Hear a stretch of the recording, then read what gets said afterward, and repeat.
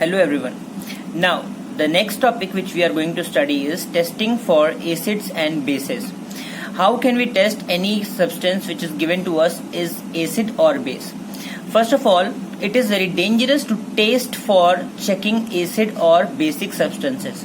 Many times we get the substance if in two containers, two substances are kept. You cannot, by seeing, you cannot differentiate between them, and the tasting is not the option. So we should not taste it.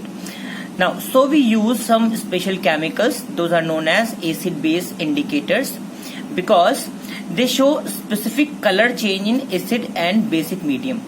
Suppose if we put any acid-base indicator in given two containers where two chemicals are kept, and we have to determine which is acid, which is base.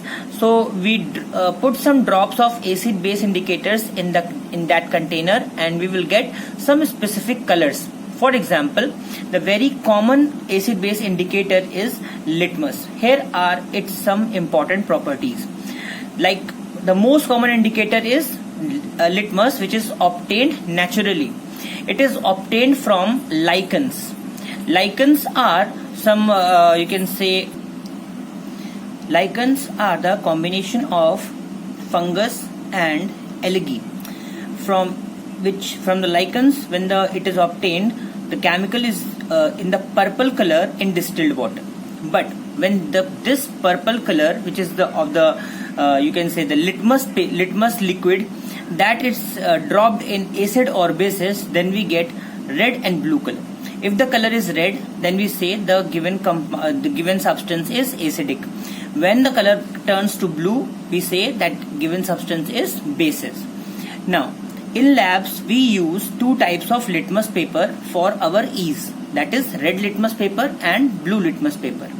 Red litmus paper, when it is put in the bases, then it turns to blue. And blue litmus paper, when it is put in acids, then it turns to red. After the litmus, there are two other important indicators also which we have. That is a methyl orange. Methyl orange is an orange in color in originality. That is why it is got name methyl orange. When methyl orange is dropped some in the acidic solution, then it turns red. And if the drops of methyl orange are dropped in any base, then it turns to yellow. By this we can determine that any substance is acidic or basic. Similarly, we have a phenolphthalein solution, which is colorless solution. But when it is dropped in basic solution, it turns pink, and when it is dropped in acidic solution, it remains colorless. So by using these indicators, we can determine any substance which is given to us that is acidic or basic.